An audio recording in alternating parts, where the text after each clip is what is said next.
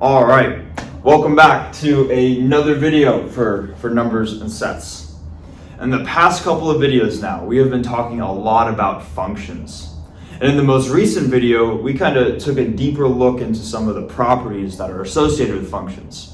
The first of those being these special subspaces of functions, right? And we called those, or some of them at least, we called the image and the pre-image. And just to write something on the board here, we had a specific notation for the image and pre-image, but specifically for the pre-image, we said that if we have some function f that goes from a into b, that the pre-image of f is denoted as f to the minus 1. And f to the minus 1 acts on some subset v, where v specifically is a subset of the codomain. Okay? So this was the notation that we used, right, to describe this pre-image.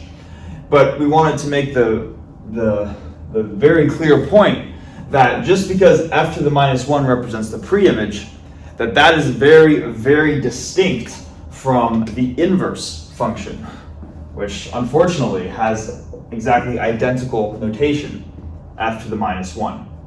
And we said that a pre-image will exist for any function, no matter what function you have, whereas the inverse function only exists for certain types of functions. And that's kind of led into this whole discussion on when do these inverses actually exist. And if you remember, we had some of these theorems that we were trying to prove, and we spent a decent amount of time going through those. But basically, the main idea at the very end was that if we have some function f, then it has a corresponding f inverse if and only if the function f itself is a bijective function. In other words, you're mapping from some domain to a codomain where both the domain and the codomain have the same size. Okay, so that's kind of what we were talking about in the last video. Now, moving on to the new stuff for this video. And you can probably tell by the title of the video, but also you can tell up here that we have been going through our list of building blocks, right? But we have not talked about the final three, or the last of the three, I should say, building blocks, which is the notion of relations. All right, and that's what this video is going to be all about. Now, to do this, I'm going to just erase this stuff right here. This is just sort of recapping what we were talking about last time. And I'm just going to draw out a set. Maybe we'll call that set A. And we'll say that A has 3 elements in the set, the numbers 1, 2, and 3. And I'm going to pose a question that we have not yet posed, which is, how are the elements of this set related to each other? Maybe take some time to think about that, right? How are 1, 2, and 3 related to each other? And depending on your initial instinct might be, well, what do you mean by related? Because there are many different things I could say. But at least one of the common responses that or one of the initial responses I would think of, if somebody were to ask me, how are the numbers 1, 2, and 3 related to each other? And I'd say, well, they're kind of the first 3 positive natural numbers. All right, so maybe we could say that 1, 2, and 3 are all elements of the natural numbers. But also we could say that 1 is less than 2, 2 is less than 3, and 1 is less than 3. All right? Like this is the biggest number, this is the medium-sized number, this is the smallest of the 3. And that might be a common response. But notice that when I say that 1 is less than 2, 2 is less than 3, 1 is less than 3, I am introducing this symbol less than. And although this might look familiar, this less than symbol, I would ask you, where does that less than symbol look familiar? Because we've probably seen this in a math class at some point in our lives, but we have not introduced the less than symbol yet in this video series. Because in this video series, the only thing that we've been talking about so far are sets and functions. And if I just have a set here, the set A by itself does not have the less than symbol anywhere within this set. we had to use our external knowledge to introduce this less than symbol. All right. So what I'm trying to say is that this less than symbol is a type, one specific instance of a relation. And we need to equip a relation to a set if we want to relate the elements in a set. Because if we just have a set by itself, and we have some elements within the set, these elements are not necessarily going to have some automatic intuitive relation like this one. Okay, and that's what a relation is. It is a way of determining how elements within a set are related. Okay, so hopefully that makes sense. What I think I'm going to do is I'll do this over here. I'll write out the actual definition, but hopefully we conceptually understand that that is what a relation is.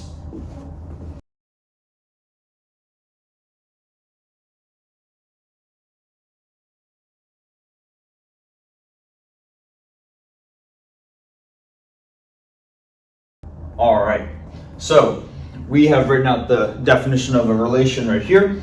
Let's go through that definition together. It says that a relation, which in the general case, we're going to denote it with the uppercase letter R. A relation R on a set A specifies that some elements of the set are related to each other.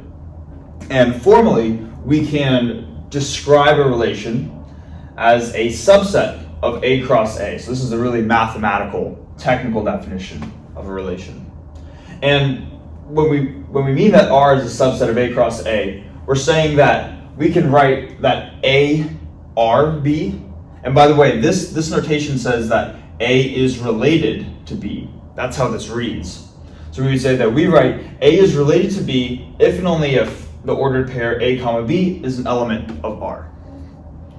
All right, so kind of a lot to unpack. But the first part I think is not too bad. The intuitive part of the definition, which is to say that a relation on a set like this basically is just going to specify how some elements could be related to each other. And that's really all it's saying. And the second part of the definition, which I think I'm covering up, second part is more of this formal technical definition, this more mathematical definition to describe a relation, where we're saying that it's a subset of the Cartesian product of A with itself. And if you remember, when we were talking about sets, which is probably a little while back from now, right? We were saying that sets were the most general of these fundamental building blocks. And pretty much anything at the core level could be represented somehow as a set. And relations are no exception. We see that technically relations are the subset of this Cartesian product, like this. Okay, that's really just the property that they're trying to show. Now, this definition tells us how a relation can tell us how elements of a set are related to each other. But it could also be the case that we introduce a different set. Maybe we have a set B over here, and maybe B has some elements associated with it. And it's very possible that we could relate some of the elements from one set A to another set B. And they don't need to have the same number of elements. There's nothing that specifies that.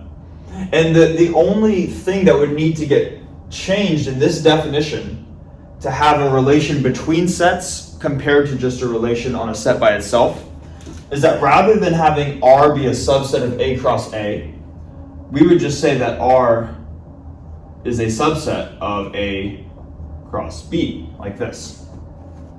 That's the only thing that would change. And we might say, okay, cool.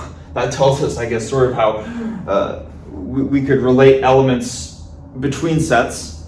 But why am I making a big deal out of this? Well, the reason why is because if we remember, I want to say this is 2 videos back now when we were talking about functions. And we said that a function, if we had a function f that maps from A to B, we said that the mathematical, really technical definition for this function is that technically we could write it as a subset of A cross B. And notice that this definition looks oddly similar to this definition right here. And that is not a coincidence. It turns out that functions are actually just one specific instance of a relation between sets. In other words, relations are actually a generalization of functions. So relations are more general than these guys right here, even though we would usually think of functions as pretty general things, and they are. And then we might say, okay, well, if functions are one specific instance of a relation, what is that relation? What is the function? What is that as a relation, right? And basically what we're saying is that what that relation is that if we have an element of A, called little a, and we have an element of B, called little b, these two are related by having F act on A and produce B. So this F of A equals B, this is just one instance, one specific type of a general relation. This is one type of relation. The less than symbol is another type of relation. And you can see that these things get very, very general. Now, just to match some of the notation from here to this specific, I think, more intuitive example over here, let's just say that let's try to apply this notation to that example, where we would say that A is related to B if and only if A is less than B. Okay, so this would be how we would specify what the relation is. We would say that uppercase R is the less than symbol. And then rather than writing 1 is less than 2, 2 is less than 3, 1 is less than 3, we would write 1 is related to 2, 2 is related to 3, and 1 is related to 3, like this. So that's how we can use the general notation to just describe this specific example right here. Okay, hopefully these ideas make sense.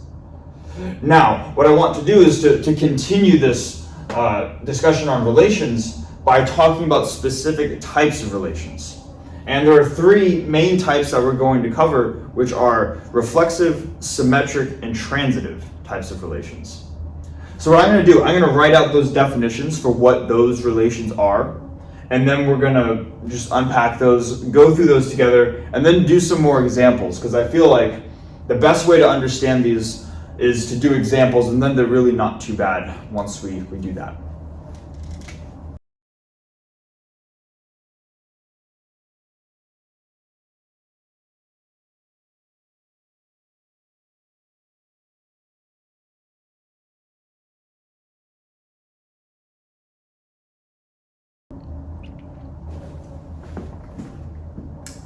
Okay, so kind of a random cut there, but my phone ran out of batteries, so the recording went blank. But everything I think is working now, at least. And I'm pretty sure this is the part where we left off at, where we had just written out the different types of relations. And then over here, I have this mini chart, I guess, where after going through each of these definitions, I'm going to try to see if this relation right here, the less than relation, the one we've been looking at over here, I want to see if this relation is reflexive, symmetric, and transitive, so that way we get an idea at least of how to apply these definitions to a specific example. Okay, and I should mention too that the less than relation is inherently a relation that typically gets used on numbers. So usually when we're talking about a relation, a general relation R gets applied to either one set or multiple different sets. But whatever those sets are, we usually want to specify what the sets are. So in this case, my relation is going to be applied to the set of natural numbers. So I'll write a block N to say that's the set that we are applying this relation to. All right. Anyways, let's go through this example, or these cases one by one. Starting with a reflexive relation. A relation R is reflexive if for all elements in the set, A is related to A. In other words, if you have, for all elements in your set, that each element is related to itself, then that relation is a reflexive relation. Like, we might say, okay, sure. Now, how do we actually apply that, though, to maybe to test to see if this less than relation is indeed reflexive? Well, what we'll do, and maybe down here, I'll use this part of the board as just scratch work, is I'll start off by writing the definition and then applying it to the less than relation to see if it's indeed true or not. So we're going to say for all elements in our set, which we specify to be the natural numbers, if it's reflexive, then A is related to A. And if we are taking the specific instance of the less than relation, all I'm going to do is replace R with less than. And for whatever relation you have, even if it's not less than, it could be whatever you want, you would just replace R with whatever the relation is that you're providing. And now what we want to do is we just want to say, is this statement true? And if the statement is true, then this is a reflexive relation. And if it is false, then it is not a reflexive relation. All right? So, is this true that for all natural numbers, every natural number is less than itself? And hopefully just by thinking of any example, we'll see that that's false. Right? Like the number 3 is not less than the number 3. The number 3 is equal to the number 3, but it is not less than the number 3. So it doesn't make sense for any number to be less than itself. So therefore, this condition, the reflexive condition, is false. And we would say that for the less than relation, it is not, I'm going to put an X there, it is not a reflexive relation. Okay? Now, moving on to the symmetric relation. A relation R is symmetric if for all elements A and B in the set, if A is related to B, then B is related to A, and vice versa. In other words, a symmetric relation basically asks if you are able, can you interchange A and B, the location of A and B? Can you swap the two? If you can, then it's symmetric, and if you cannot, then it is not symmetric. So let's test that for the less than relation. And we'll start off by writing this definition down here. For all A, B in the natural numbers, we're going to have A is less than B. That'd be logically equivalent to B is less than A. All right, and we can just, same thing as last time, we can take a specific example and we'll be able to see right away. Let's set A to equal 1 and B to be equal to 2. Is 1 less than 2? We'd say yes. Whoops. 1 less than 2, we would say yes to that, right? So this would be true. Now, do we get the same truth value if we swap 1 and 2? Here we have 1 is less than 2. Now we have 2 is less than 1.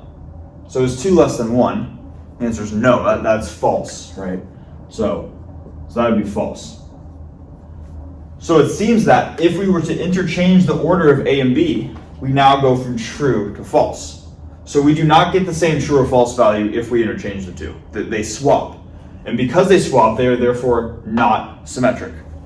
So that would mean that the less than relation is not reflexive and it is not symmetric. Okay. Now, let's move on to the third and final one, the transitive relation. A relation R is transitive if for all A, B, and C, if A is related to B and B is related to C, then A is related to C. So that's how that reads, right? And same idea, we're just going to write out the definition, but everywhere where we see an R, we're just going to replace that with a less than sign. So we have A, B, C, A, B, and C in the natural numbers. Specify our set. Let's make that N a little better, right? There we go. And then we're going to say if A is less than B, and if B is less than C, does that imply that A is less than C? right? And really, the only way that this could be false, because this is an implied statement, is if the left-hand side is true and the right-hand side is false. So let's try to see if we can make that happen. And if we can, then this whole thing is false. Otherwise, this is true. So we need the left-hand side to be true. So let's just take one example of that, where A is less than B and B is less than C. So to do that, maybe let's set A to be equal to 1, B to be equal to 2, and C to be equal to 3. And now let's read out the statement. Is 1 less than 2? Yes. And is 2 less than 3? Yes. So we have a true on our left-hand side right here. Now we want to see if what that corresponds to over here. If 1's less than 2 and 2 is less than 3, is 1 less than 3? Yes. So we end up getting true implies true. So, and true implies true is a true statement. So therefore the whole thing is true, which means that for the less than relation, that it is indeed a transitive relation. So it is not reflexive, not symmetric, but it is transitive. All right. So hopefully we can see how we can go from a definition and just replace that with whatever relation we're provided with. What I'm going to do now is I'm going to erase the board, and then we will continue the discussion on relations and kind of combine everything that we've been talking about thus far.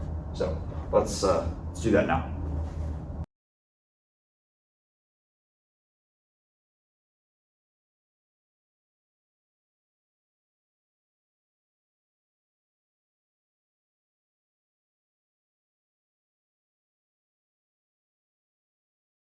All right, so we have just been talking about reflexive, symmetric, and transitive relations. And just so we still have those definitions handy, I wanted to just write them up at the top of the board. Also, I wanted to just write out a couple additional examples of relations just to show how creative you can be, because really you can be as creative as you want. You're not confined to the less than relation. So I just wrote out a couple other ones that I've seen before. But again, just realize you can be as creative as you want. So if you were to define a relation on a set of natural numbers, you could say that A is related to B if the absolute magnitude of their difference is less than 3. You could say that A is related to B if both A and B have the same last digit or the same first digit or whatever you want. You could say A is related to B if and only if A is equal to B, which is equal to 1. And really what I'm just trying to say is that the possibilities are endless, and don't think that you need like a mathematical symbol like less than. You could also write out a relation in terms of words, and that's just as good. What I want to do now is to sort of continue what we've been talking about and to define a new type of relation. I shouldn't even say new, but kind of a unifying type of relation that is really defined as the combination of a reflexive, symmetric, and transitive relation. And that has a name, and that is called an equivalence relation. So I'm going to write out that definition, and then we'll talk about a bunch of stuff that relates to this special type of relation.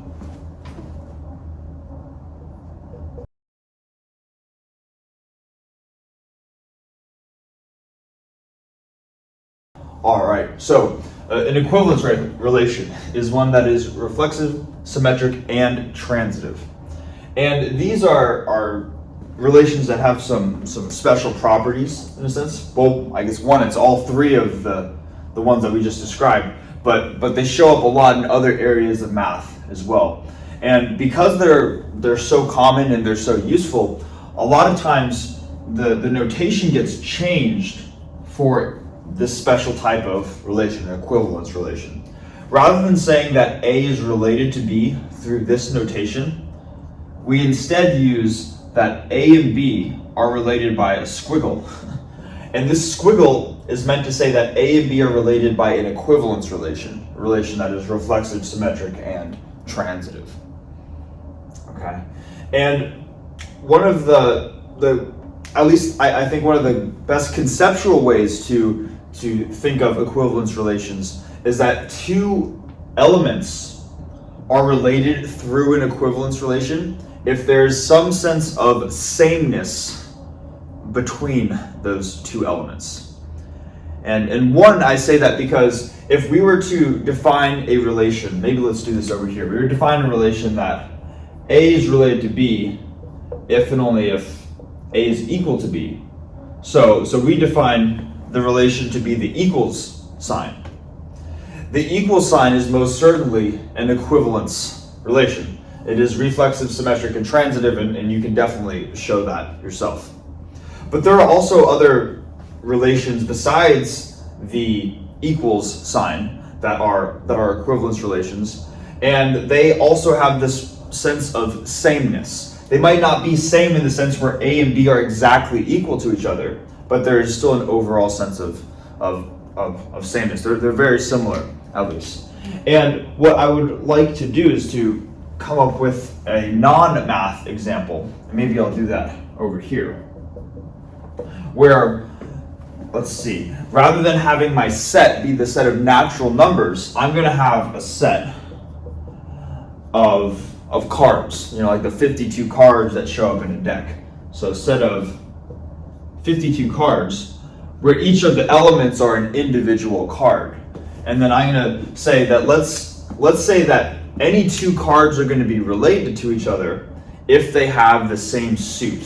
So by suit, I mean hearts, diamonds, clubs, spades, one of those. Let me just finish writing out the example, and then we'll see where I'm going with this.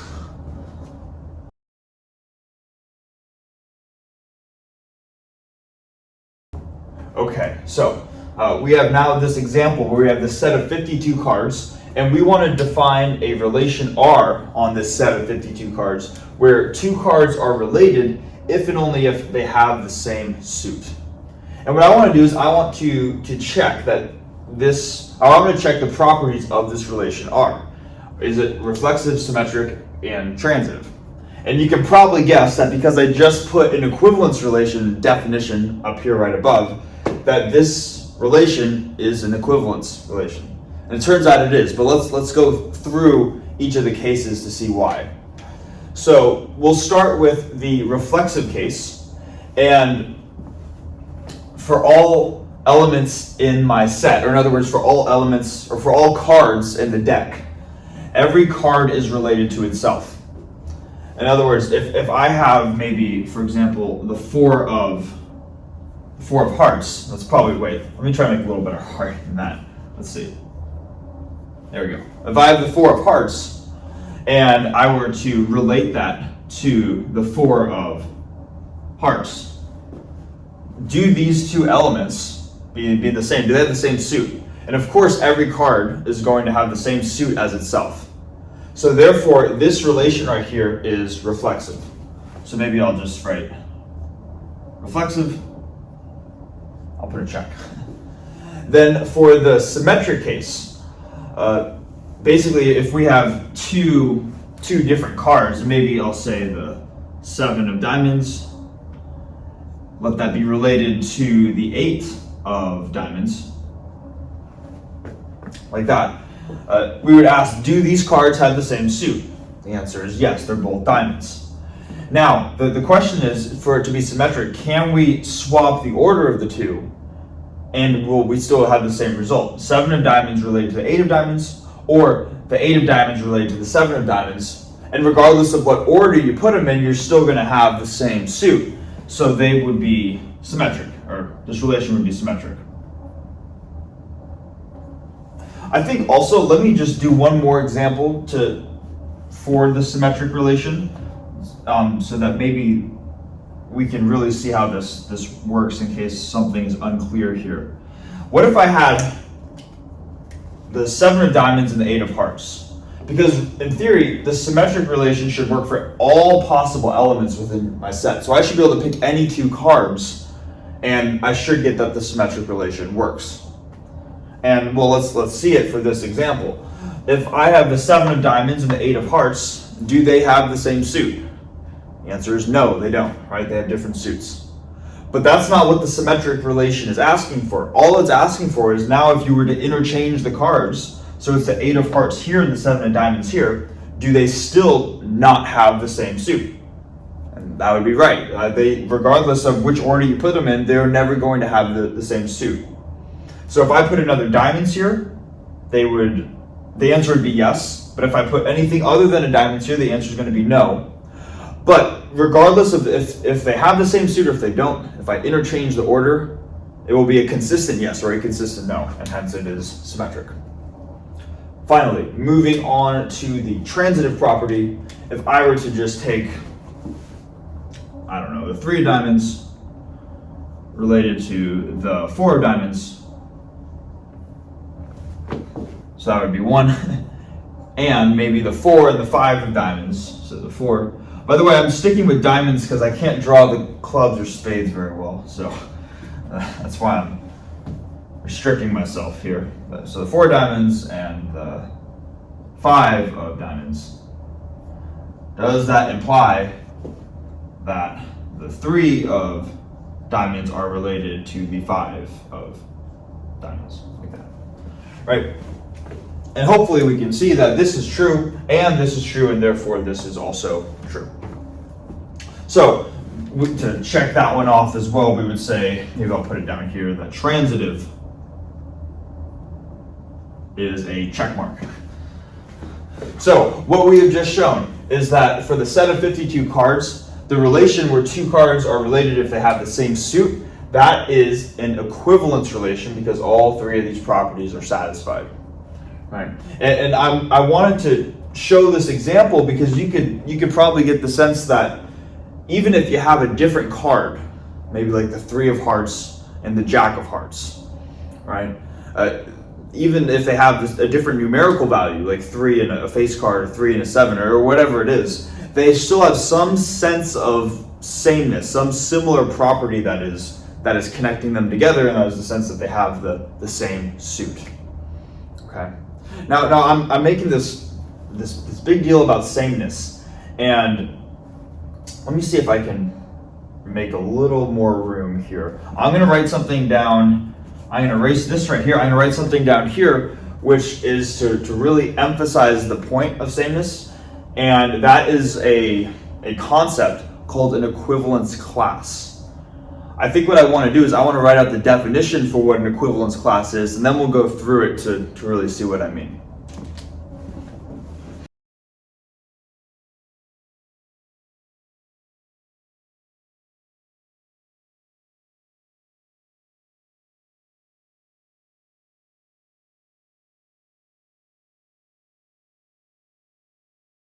All right, so written out this definition here for this thing called an equivalence class. Let's read it together.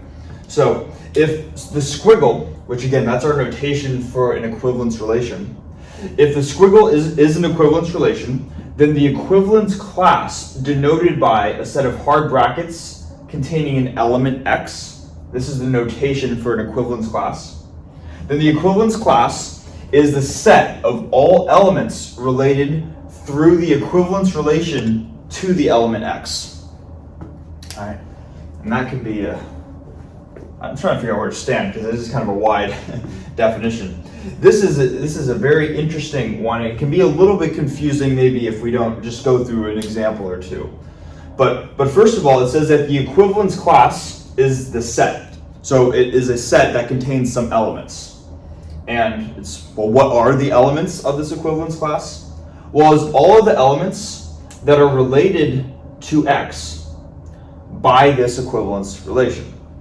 So to give an example that I think will make this clear, because we have an equivalence relation right here. 2 cards are related if they have the same suit. Then what would be the equivalence class, say, for the 3 of diamonds? Because this is an element, right? So what's the equivalence class of the 3 of diamonds? Well, it is the set of all elements that are related to the 3 of diamonds through this relation. Or in other words, what are all the other cards that have the same suit? So all the other cards that have the same suit are the 2 of diamonds, the 3 of diamonds. The 3 of diamonds is in the equivalence class of the 3 of diamonds. So 3 of diamonds, 4 of diamonds, 5 of diamonds, all of the diamonds, any card that has the same suit that it has a diamond will be in the equivalence class of the 3 of diamonds. Okay, so this is just another way of writing all of the diamonds. Now let me ask you this question right here. What if I changed this to a 9? The equivalence class of the 9 of diamonds. That's a different element now, right? What would that equivalence class be? Maybe take a minute to think about that. But assuming that you pause the video, hopefully you can see that it's almost a trick question, because if the 3 of diamonds, or rather if the equivalence class of the 3 of diamonds is the set of all diamonds, then it shouldn't matter what the number is right here, because the equivalence relation only cares that they have the same suit. So it turns out that the equivalence class for the 9 of diamonds is also the set of all diamonds. So by talking about equivalence classes, or just introducing that concept rather, equivalence classes are a way that can produce sets that allow us to categorize different elements into the properties that make them the same, that relate them through this equivalence relation right here. Okay, so hopefully that makes sense, at least conceptually what an equivalence class is. All right, what I'm going to do now, I'm going to erase the board, and then we are going to keep going with this. It turns out that equivalence classes have very important properties that may not seem immediately apparent, but I'm going to try to motivate at least with the next board. So let's do that now. All right, so just talked about equivalence classes, right? This way of constructing a set of all the elements that are related to each other by an equivalence relation and have sort of a sameness type of property, even if they're not exactly equal to each other. So how can we use equivalence classes to make some interesting statements? And there's a really interesting theorem that I want to get to, but before we can do that, we got to define something called a partition. Right? And a partition is I think I'll qualitatively describe it, and then I'll write out the mathematical definition for this one. But basically, a partition says that, let's say this is my set right here, this circle, and I were to sort of cut this set up into maybe 4 chunks. And maybe you could think of it like it's a pizza or something, and you cut it into 4 pieces like this. Or maybe if it's a pizza, there are 8 slices, right? And it'll look something like that. And the idea is that if you were to, I guess, take a slice of this pizza, no matter where you picked, you would be grabbing exactly 1 slice. And that's kind of the idea with a partition, where you have a set and you split it up into a bunch of subsets. And the idea is that whatever element you pick, that element needs to belong to exactly one of the many different subsets that you constructed. There's also a mathematical definition, or more of a statement, which I'll write out over here, but that's the conceptual idea, breaking it up into subsets where every element belongs to exactly a single subset.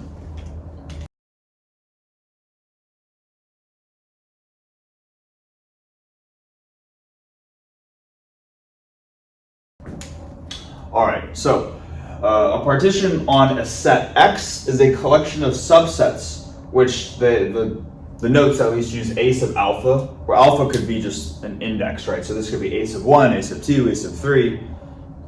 So subsets collectively denoted as a sub alpha of the original set X, such that each element of the set is in exactly one of the individual subsets. All right, so that's what a partition is.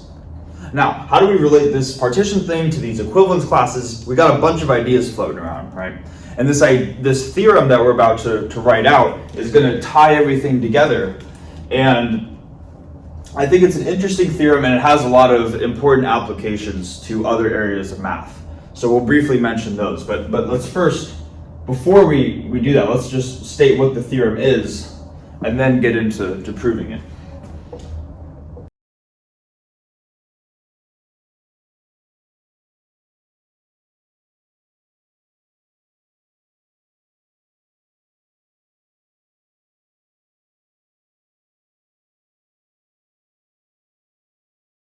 Okay, so we've written out this theorem that is really going to be tying all the ideas that we've been talking about together.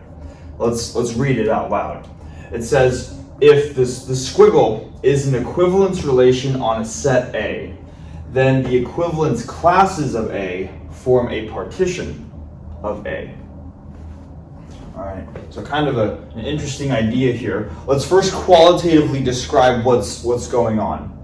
So if we have some equivalence relation, which again satisfies each of these three properties right here, then if we were to take the equivalence classes, they would form a picture that looks kind of like this, where they would be able to cut up the set into a bunch of different subsets, such that every element in your overall set belongs to exactly one of the subsets. In other words, it belongs to exactly a single equivalence class. Okay, and you can just maybe to get more intuition for it, if you imagine the deck of cards with the equivalence relation of two elements are related if they have the same suit, that would cut the deck of 52 cards up into 4 different subsets, being the diamonds, the spades, the hearts, and the clubs. Right? And every card belongs to exactly one of those 4 suits. Right? So that's an example of this theorem right here. Now we need to actually prove this. It's not good enough to just show a single example like that. So let's go through this proof. And admittedly, there are going to be a decent amount of steps to this. So feel free to. My computer screen froze. Okay, there it goes. So feel free to pause this throughout the process of working through this. All right. So how do we show this? First thing, we want to show that at least as a first step, that if we have an element in our set, that it's guaranteed to belong to some equivalence class. In other words, there's not an element that gets just completely left out and it gets forgotten by all the equivalence classes. So if we have any element A in our set A, we absolutely know that A is an element of its own equivalence class. And that's a really big deal, because no matter what element we have in our set, it belongs to at least one. Now why do we know this? Why do we know that every element belongs to its own equivalence class? Because again, equivalence classes are the set of elements that form an equivalence relation with this thing right here. So if based off of this statement, that tells us that A is equivalent to A. We know this to be true by the reflexive property. Okay, so because of that, that's how we know that every element belongs to at least one. Now, let's say that I have an element A in my set, and I also have an element B in my set. A is a part of its own equivalence class, and so is B. Like this. What we want to show now is that it looks like these might be 2 different equivalence classes, right? At least visually they're written differently. But there can really only be one of 2 possibilities. Either they are the same equivalence class, so in other words, A equals B. Kind of like how we had the equivalence class of the 3 of hearts was the same as the equivalence class of the 9 of hearts. You could have something like that. Or in the case where they are actually different, like the equivalence class of the 3 of clubs and the equivalence class of the 3 of hearts. If they're actually different, then if we were to take their intersection, or to find the common elements between the 2, there should be no common elements between the 2. Right? And if that is confusing, just think about what happens if this was false. What happens if this left circle was equivalence class of A, and the right circle was the equivalence class of B, and there were some overlapping elements, like that dot that I just drew? That would tell me that this dot belongs to 2 different equivalence classes. But that's a contradiction because the partition, what it means to be a partition, is that each element is in exactly one of the subsets, exactly one equivalence class. So you can't have this picture, and hence it has to be this one. Okay, so these are the two possibilities. And what I want to do is to say, let's suppose that this is not the case, where if we were to take their intersection, we have some common elements between the two. The only way that could happen is if they're exactly the same set, because these are the only two possibilities. So maybe I'll write over here, let's suppose that if we were to take the intersection of the equivalence class of A with the equivalence class of B, that we do not get the empty set. In other words, there are some common elements between them. If this is true, that means let me give a name to one of those common elements. I'll say that there exists an element C, and C is an element of this intersection right here, A and B, like this. All right, if it has some elements in it, we can call one of those elements C. Let's see now. So what this means, if C is an element of the equivalence class of A, that tells us that A is equivalent to C.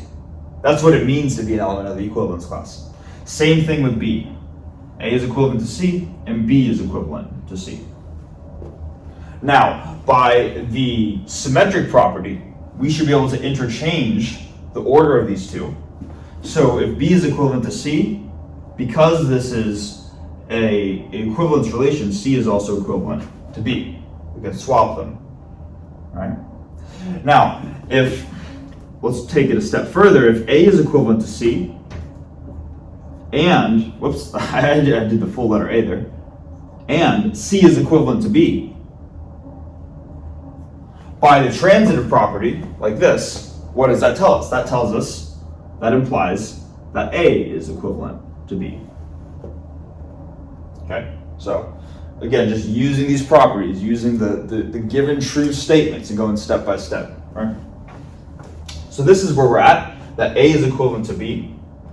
Now, what I want to do is I want to look at the equivalence class of B, this one right here. Where should I do this? I will do this over here. Look at my equivalence class of B. And I want to just say, let me consider all of the elements that are inside this equivalence class. So for all elements, and I'll call them maybe B prime.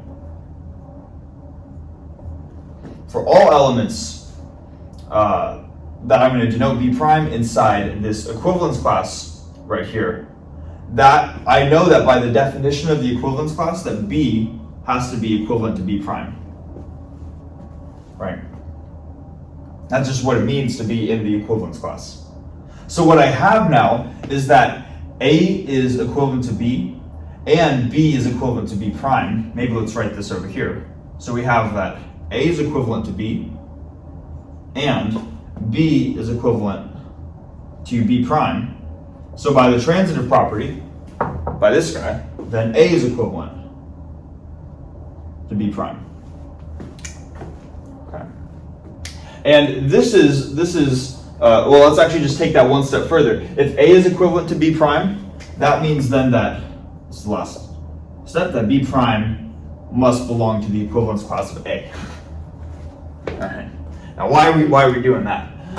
Well, the reason is because we're showing that for all elements, if this B prime is an element of B, then it is also an element of A. If B prime is an element of the equivalence class of B, then B prime is an element of the equivalence class of A. That's what it means to be a subset. If you belong in here, then you also belong in there. So, starting from here going to here, we have just shown that the equivalence class of B is a subset of the equivalence class of A. Okay? So this is cool. So far we've shown that we suppose that this was not the case out of the two options, so it has to be this one. And we've shown that B is a subset of A. If we can show that A is a subset of B, then we'd be done. Right? So the thing though is that we could just use the same logic. I don't even know if it's worth writing, we could say for all A prime in the equivalence class of A is equivalent to A prime. Just basically swap the A's and the B's using the exact same logic, and then you're going to get that the equivalence class of A is a subset of the equivalence class of B, like that. So, and maybe I'd recommend that once you've seen that step, maybe try that step yourself and see if you can repeat the logic. I'm just flipping the symbols around. And that's really cool, right? If one is if equivalence class of B is a subset of the equivalence class of A and vice versa, I'm not saying equivalence class again, then these two need to be the exact same. In other words, A needs to equal B. And that's what we were trying to show, right? That if the intersection was not zero, meaning that the equivalence classes had some common elements, the only way that could be true is if they had all the exact same elements. And maybe I'll just say, therefore, the equivalence class of A equals the equivalence class of B. All right. So I realized that is it took me a while to work through that when I was first doing that. And definitely don't expect people to just get these steps to click immediately. You might have to sit and really think about each of these, going step by step. But again, that would be the proof to show that the equivalence classes form a partition on an overall set. All right. What I want to do now is let me erase the board. We're going to introduce one more thing, and then also I want to introduce why this could be important to, or why this applies to other areas of math at least. So let's do that.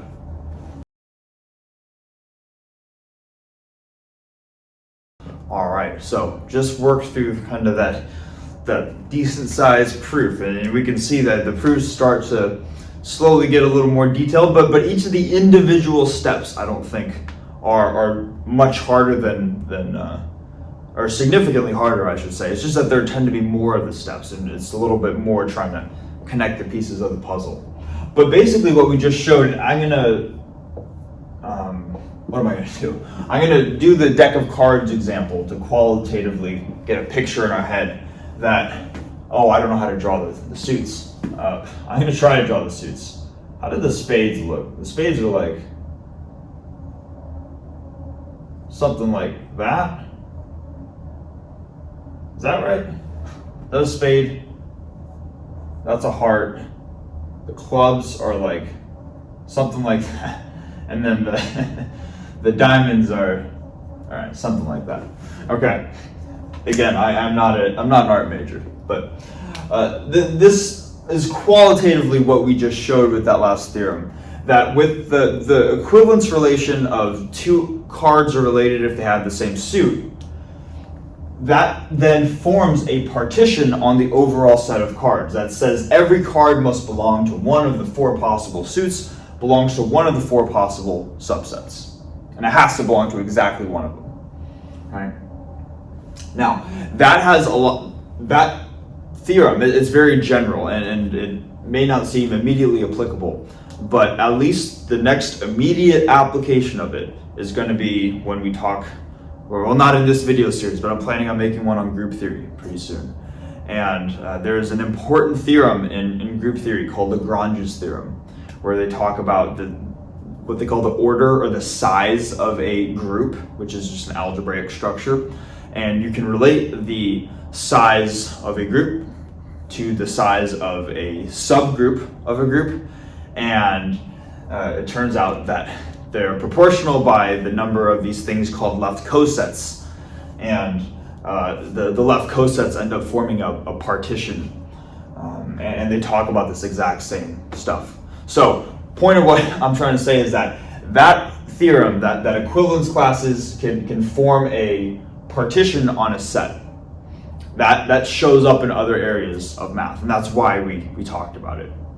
This will be the last thing too, but the last thing that I want to introduce is something called a quotient map.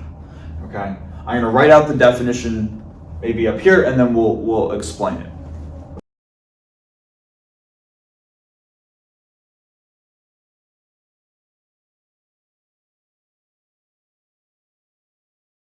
All right, so written out the definition right here. Let's read it together. It says the quotient map, which is denoted by the letter Q, maps each element little a in a set A to the equivalence class containing the element A. And we can write this like this, where it takes in an element A and it maps it to an equivalence class A. To see, I guess, intuitively how this works, I think it's most useful to refer back to the example of the cards, where the equivalence classes are the various suits for the equivalence relation. Two cards are related if they have the same suit. And let's just say that I have some card, the two of hearts, I guess, and I were to act the quotient map Q on the two of hearts. So Q gets applied to the two of hearts. What that produces is the equivalence class containing the two of hearts. And what is the equivalence class containing the two of hearts? That is just going to be the set of all of the hearts. So it's going to be two of hearts, the three of hearts, and it keeps on going all the way up through the face cards and up to the ace of hearts. Right. So it's almost like saying, if you have some random element, we're asking which category does it get thrown into, and the quotient map tells you exactly which of the sets it gets thrown into. So it can almost be thought of as like a way of categorizing, in a sense, at least intuitively. Right. Now, we are not going to do anything else with the quotient map for this video series. That being said, though, that does not mean that this stuff is not important. This definitely applies to other areas of math. And at least the next immediate application is going to be one of the next video series I make, which is going to be on group theory, where quotient maps definitely get used quite a lot. There is a class of groups called quotient groups, and quotient maps allow us to map from a group to a quotient group. And that, as we'll see in that video series, that will become pretty important. So, point of me saying that is that even though we're not going to do much more with this, it still has applications in other areas of math, and that's why we're introducing it now. But yeah, that is pretty much all that I have. One more thing though that is not related to learning new stuff, but I still want to mention, is that at this point we have covered each of the building blocks for numbers and sets. We have covered sets, functions, and now relations in this video. So at this point, we should have enough, or have gone through enough material to where you should be able to start working through the problems on the first problem set. And there's a link for that in the video description. And I'll admit that some of the problems can be a little bit challenging, but that also makes them really fun, right? It makes it really satisfying when you end up working through them. So just letting you know that feel free to start working through those problems. But yeah, that's all I have. So thanks for watching, and I will see you in the next video.